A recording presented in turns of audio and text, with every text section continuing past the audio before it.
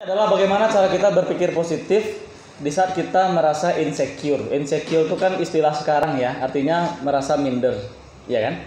Minder itu terjadi karena apa? Karena ada sesuatu yang kita rasa menimpa kita di masa lalu atau saat sekarang ini yang membuat kita tidak percaya diri. Apapun itu, ya. Oke, pertama kunci berpikir positif itu adalah kita membiasakan pertama itu mengatakan kata-kata yang positif. Itu pertama, melatihnya. Contoh begini, ketika ban motor kempes, apa pertama sekali kata kita yang terucap? Yang mudah lah, yang mudah, yang semua pasti ngalamin. Ketika mau pergi kuliah, hujan deras, apa yang kita sebutkan? Serius tuh? Oke, sebagian mengucapin alhamdulillah hujan, yes, enggak kuliah. Oh enggak. Hujan rahmat. Sebagian mengatakan, "Deh, hujan luari, baca kuliah tuh." Dicek mantel kan? "Deh, mantel enggak waduh." Dicek ban motor, "Deh, motor bocor loh." Dicek keluar, motor enggak ada kira loh. Artinya apa? Endeh itu adalah bukti kita tidak terbiasa berpikir positif. Maka pertama hujan, latih diri kita memaksa lidahnya mengatakan, "Wow, keren, hujan." Nah, gitu. Paksakan Yasmin, ya. Mau kuliah ya, tiba-tiba bukunya tinggal atau apa tinggal gitu. Wow, keren, bukunya tinggal gitu ya. Orang pada ngumpulin tugas, wow, keren, lupa. Jam gini, wak pelupo. Ingat enggak? Ini sugesti dalam ilmu NLP. Kita secara visual membenarkan, wak pelupo. Akhirnya masuk pelupo. Jalan. Lupo ya. Jangan besok tuh kalau lupo, lupo. Buang jangan lupo masuk dalam badan ya. Akhirnya jadi pelupo. Besok kan, wih, ayo deh.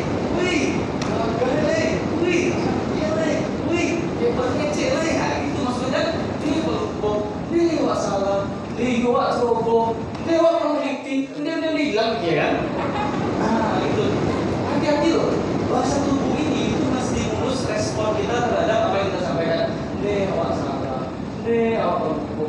Wak ceroboh. Wak peneliti. Akhirnya terjadi dalam sugesti yang berulang-ulang dalam kehidupan kita. Itu kunci pertama. Jadi paksakan dan wow, keren, hujan. Pulang itu kayak ke rumah kan, motor bocor kan. Wow, bocor, keren.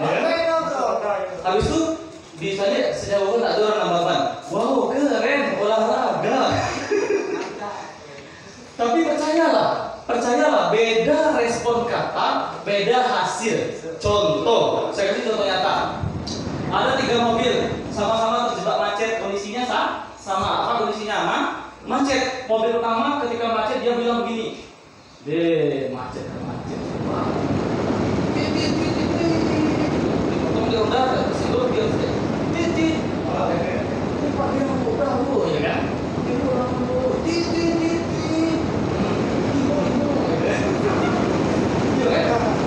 Coba bayangkan itu dilakukan sejak macet selama bertahun-tahun ketika apa yang terjadi macet.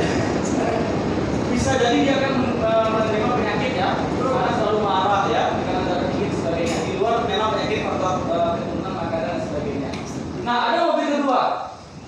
Mobil kedua itu setiap macet dia selalu baca buku bisnis. Macet, wow, keren, baca buku bisnis.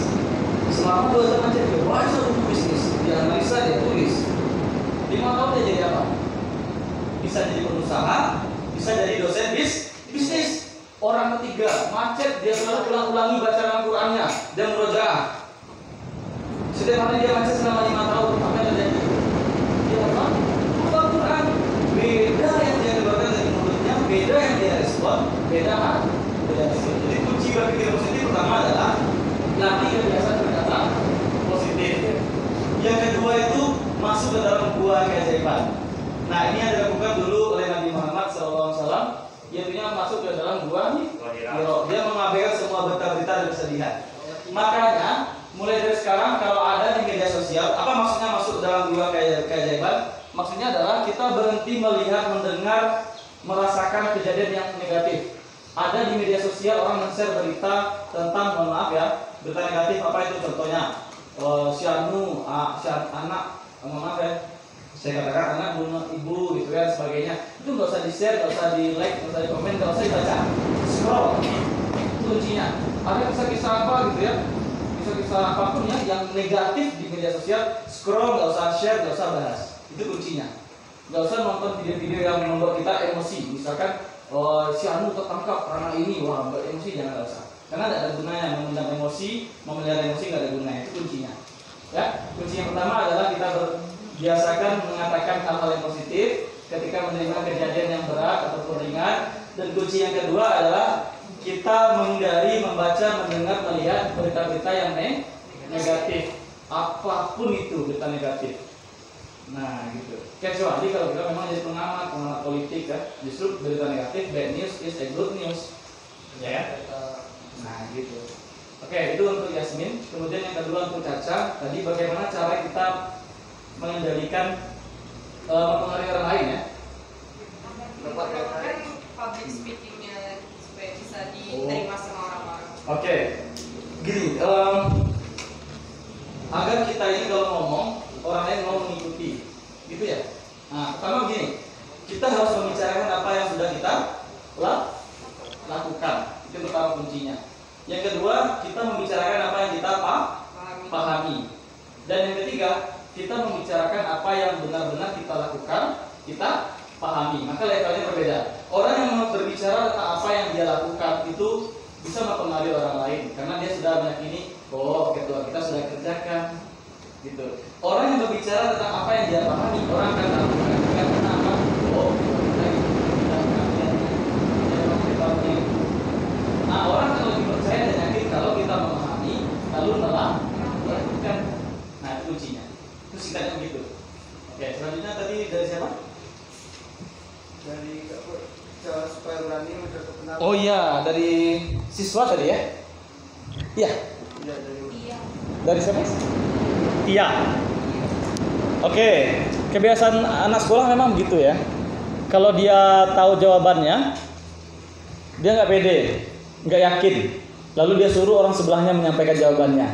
Ternyata orang sebelahnya berani dan kebetulan jawabannya benar. Akhirnya yang dapat nama siapa? Orang sebelahnya. Kerugian pertama. Maka saran saya bagi anak-anak sekolah ya, yang masih seperti itu, maka ikutilah filosofi ini. Apa bedanya burung elang dengan burung pipit? Ada yang tahu? burung elang besar, burung pipit kecil. Ya, burung elang besar, burung pipit kecil ya, itu secara fisik. Burung elang terbangnya lebih tinggi daripada burung pipit. Yes, itu kunci intinya. Terbangnya Burung elang terbang tinggi daripada burung pipit dan dilakukan sendirian. Paham ya? Burung pipit beraninya itu kalau ramai-ramai, cuit itu berani dia ramai-ramai. Tapi kalau ketika sendiri dia nggak berani. Maka pelajar yang pengen percaya diri, tirulah burung elang. Dia berani terbang tinggi walaupun sendirian. Nah, artinya ketika kita membiarkan kebiasaan itu terjadi pada diri kita, berarti kita sedang mengerdilkan sumber daya yang ada dalam diri kita, kemudian membuat orang lain maju. Membuat orang lain maju dengan cara seperti itu tidak benar. Membuat orang lain maju dengan cara kita sudah di atas, kita ajak dia ke atas, itu benar. Tapi kalau kita majunya seperti lilin ya, orang lain terang kita habis, jangan. Atau kita di bawah, pijaklah badan aku ini KKT, jangan. Jangan begitu. Bagusnya adalah kita di atas, kita ajak orang lain. Nah gitu. Biarlah kita berdarah naik ke atas itu dulu, berdarah-darah, patah-patah, tapi sampai di atas kita bisa tarik orang lain daripada awak dipijak-pijak orang naik KKT, hebatlah, bagi orang hebat tinggal seorang. Iya kan? Rugi. Karena masa depan tidak milik bersama, masa depan milik sendiri-sendiri. Kalau ada orang bilang, kita harus sukses bersama-sama, itu tidak terlalu benar teorinya. Yang benar itu adalah kita sukseskan orang lain. Nggak ada yang sukses bersama-sama. Yang bilang sukses bersama-sama itu adalah bohong. Nanti kalau dia sudah sukses, Anda akan ditinggalkan. Maka yang benar itu adalah Anda sukses duluan, Anda ajak orang lain sukses. Nah itu dia. Karena saya sudah mengalami beberapa banyak hal, baik dalam bisnis, dalam pekerjaan dan sebagainya. Nggak ada itu. Ada orang bilang, wah kita harus sukses bersama-sama, kita harus maju bersama-sama. Itu nggak ada itu sebenarnya. Yang benarnya adalah kita sukses dulu, kita capai jejak dulu, baru kita ajak orang lain. Karena pemimpin itu jumlahnya nggak banyak, presiden cuma satu, orang berhasil juga satu. Nggak ada presiden 5, ya, nggak ada presiden 5, raja 5, yang ada tuh menteri 5. Menteri orang ditunjuk oleh presiden. Maka yakinkan hari ini kita jadi presiden atas prestasi kita sendiri, nggak usah jadi menteri. Artinya apa? Kita dare to be a leader, kita stand on the top, lalu kita tarik orang lain jadi menteri-menteri kita, nggak apa-apa. Tuh. Jangan terlalu hebat mengorbankan diri kita untuk orang lain, sementara kita terlalu sabar membuat diri kita tidak tampil. Oke, terima kasih, mudah-mudahan bermanfaat. Ada 5 menit lagi, 10 menit lagi untuk sesi tanya jawab. Silakan dilanjutkan kalau ada.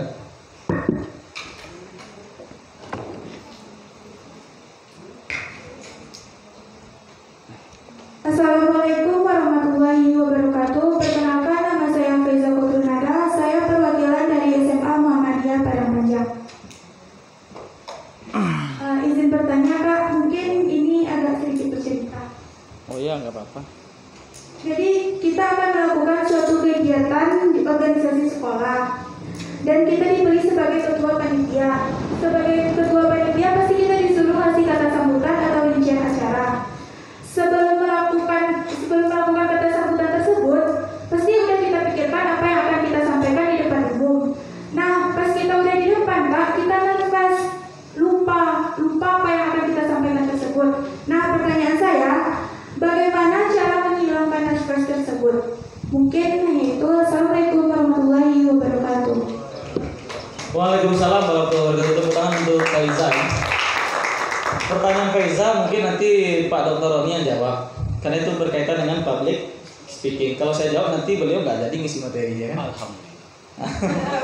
Itu kan teknik mengendalikan gugup, grogi gitu ya. Itu dalam public speaking nanti kita bahas. Oke, lanjut kalau ada yang lain barangkali. Ya, silakan. Laki-laki di satu-satunya ya. Iya kan? Oke, assalamualaikum warahmatullahi wabarakatuh. Waalaikumsalam warahmatullahi wabarakatuh. Terima kasih atas kesempatannya Pak. Perkenalkan, saya Terdian Alvin dari KIP Kota Padangpanjang. Saya mungkin akan bertanya mengenai bagaimana prinsip kita berpikiran positif, Pak. Bahkan ada yang mengatakan jangan terlalu berpikiran positif, nanti kamu bakal jangan pernah sampaikan. Jadi seberapa berpengaruhnya pikiran positif kita dengan tingkat kewaspadaan kita terhadap kemungkinan yang akan terjadi. Nah, itu dalam satu sisi ada yang melihat bahwa selalu berpikiran positif akan menjadi seorang yang lain. Terima kasih Pak. Assalamualaikum warahmatullahi wabarakatuh. Waalaikumsalam warahmatullahi wabarakatuh. Luar biasa, tepuk tangan untuk Faizat ya. Ferdian ya. Agak-agak error. Oke. Sudah ya. Oke, jadi begini. Bagus tadi pertanyaan dari Ferdian. Jadi orang kalau terlalu positif kadang-kadang mudah dibohongi, ya kan? Nah, jadi intinya begini, kita berpikir positif atas hal-hal yang sudah terjadi. Jadi terjadi sesuatu yang buruk, apa pikiran positif kita terhadap itu? Misal contoh kita ditipu, apa pikiran positifnya? Berarti kita mampu menilai orang lain berdasarkan karakternya, bahwa orang seperti ini suka menipu. Tapi terhadap hal yang belum terjadi, kita tidak mesti harus selalu positif. Contohnya kita mau ditipu nih ya, positif sekarang aku nyambil sendal ada. Oh, tak tahu orang kon pakai sendal yang lain masuk saji. Pas keluar dia pakai sendal ala jauh nya kan, naik ondalnya lah jalan ondanya. Positif sekarang mungkin balik karena. Jadi bukan itu maksudnya. Mungkin ada yang nanti takutnya salah memahami. Jadi berpikir positif itu adalah lebih tepatnya prinsipnya adalah terhadap hal-hal yang sudah terjadi, ya. Lalu kita cari apa makna positif di baliknya. Contoh kita ditipu, apa makna positifnya? Perempuan misalkan di PHP-in oleh cowok, berarti kita bisa menilai, oh cowok tuh yang seperti itu adalah sudah PHP, ya. Laki-laki misalkan mau mulai bisnis dengan rekan-rekannya, tiba-tiba rekan-rekannya menipu gitu ya. Maka kita bisa menilai, oh berarti kalau seperti ini polanya kita bisa membaca siapa yang akan jujur atau tidak. Nah, maka pikiran positif kita letakkan pada hal-hal yang lebih tepatnya pada sesuatu yang telah kita terima bersifat negatif agar tidak pengaruh pada jiwa kita terlalu lama, maka kita cari mana positifnya. Pada sesuatu yang belum terjadi, terapkan sebuah prinsip namanya hati-hati dan tidak percaya 100%. Jadi, kalau saya pribadi dalam bisnis, saya tidak pernah percaya rekan saya 100%. Dan saya juga tidak pernah curiga 100%. Saya hanya percaya 50%, curiga 50%. Artinya apa? Curiga 50% ini agar hati hati-hati, tidak mudah ditipu atau dikelabui. Karena itu biasa saja, tipu menipu itu dalam bisnis biasa, gitu ya. Nah, bagi orang-orang yang sudah biasa begitu. Nah, oleh karena itu prinsipnya seperti itu ya. Oke, kira-kira sudah sampai ya kira-kira ya. Oke, lanjut kalau ada lagi, masih ada waktu 1 menit. Kalau tidak ya kita cukupkan. Oh, ada ya 1. Saya Jeffrey Anda, perwakilan dari Koti Komando Inti BP Parangpanjang, mewakili P1 Pantimura. Saya akan bertanya tentang suatu pergerakan untuk mengganti pola pikir orang yang sudah terdahulu. Seakan dalam bentuk tahun ke tahun kan sudah ada pendidikan, pengarang atau pengetahuan, dan kita ingin memasukkan pemikiran ini kepada pemikiran atau pemahaman yang sudah terdahulu dengan bagaimana cara memasuki biar bisa dapat dipahami sama pemikiran yang terdahulu. Oke. Sekian saya ucapkan terima kasih. Oke, baik. Terima kasih Jeffrey ya. Iya, Jeffrey. Jeffrey. Oke, Jeffrey dari apa tuh? Koti itu apa? Komando Inti Mahapidana. Oh, sejenis apa resimen mahasiswa gitu ya? Pemuda Pancasila. Oh, Pemuda Pancasila. Oke, sip. Jadi begini. Ada sebuah rumus kan, di Amerika itu jumlah orang tua itu lebih banyak daripada jumlah anak muda. Kalau di Indonesia terbalik, jumlah orang tua lebih sedikit daripada jumlah anak muda. Dan bahayanya pelatihan karakter, ini saya sampaikan saja ya. Pelatihan karakter, pelatihan anti korupsi, pelatihan harus jujur itu hanya diberikan pada anak muda, ya kan? Sementara pada orang tua ada nggak pelatihan anti korupsi, jujur, karakter? Jarang sekali. Oleh karena itu ada ketimpangan antara orang tua dan anak muda. Orang tua jadi pemimpin di instansi, di organisasi dan sebagainya. Pola pikir orang tua nggak ketemu sama anak muda. Orang tua kecenderungannya bijaksana, anak muda kecenderungannya semangat. Kalau mereka berdua bergabung, lahirlah keputusan yang dilakukan dengan penuh semangat, tapi diputuskan dengan sebuah kebijaksanaan. Kalau mereka bergabung, artinya prinsipnya adalah kita nggak usah mengganti pola pikir mereka, kita cukup berkolaborasi. Karena kalau anak muda mengganti orang tua, beko dikecengin pahlawan ya, pahlawan atau tidak tahu terima kasih, gitu sebagainya. Jadi memutus mata rantainya ya ada teori. Ini teori ini ekstrim nih. Kalau memutus mata rantai adalah ganti semua pemimpin tua itu dengan anak muda yang baik-baik karakternya. Nah, itu dia caranya. Kalau mau memutus mata rantai ketidakjujuran gitu ya, ketidakbaikan, ya ganti semuanya. Kalau misalkan saya jadi wali kota, tahu tuh itu tidak baik, tidak jujur, ya ganti. Nah gitu. Tapi kalau kita punya wewenang, kalau kita bukan siapa-siapa, mau bagaimana? Bikin komunitas, gitu. Bikin komunitas. Barangkali itu mungkin yang dapat saya sampaikan. Artinya kita nggak bisa merubah orang tua, nggak bisa, mustahil. Karena pendidikannya beda. Orang kelahiran tahun 60 beda sama orang kelahiran tahun 80. 80 beda sama 90. 90 beda sama 2000. Orang kelahiran 2000 mendengar lagu apa? Aku masih ting-ting, langsung joget ikunya kan. Nah, beda kan, orang tua beda lagi. Artinya apa? Masa demi masa ada perbedaan pola pikir, pendidikan dan pengaruh lingkungan. Jadi nggak bisa disamakan. Nah itu ya. Mendengar materi ini, orang-orang yang mungkin umurnya di atas 25 suka. Materi-materi yang serius-serius begini kayak begini. Di atas 25 tahun mungkin dia suka dengan materi ini. Tapi kalau di bawah-bawah 20 tahun mungkin dia nggak akan paham. Nah begitulah caranya, gap antara pikiran itu memang nggak bisa disamakan. Jadi kalau mau merubahnya ya nggak bisa. Caranya adalah rebut kekuasaan jadi pemimpin. Tapi dengan cara yang sesuai undang-undang, konstitusi. Nah jadi caleg gitu kan, menang, bikin perda gitu dan sebagainya. Oke, terima kasih, mudah-mudahan bermanfaat. Kalau ada lagi, cukup, sudah jam 10 ya. Saya cukupkan, mohon maaf jika ada kesalahan, jika ada kata-kata yang tidak pantas atau contoh-contoh yang tidak pada tempatnya, mohon maaf. Wabillahi taufiq wal hidayah. Assalamualaikum warahmatullahi wabarakatuh. Dan tepuk tangan untuk kita semuanya.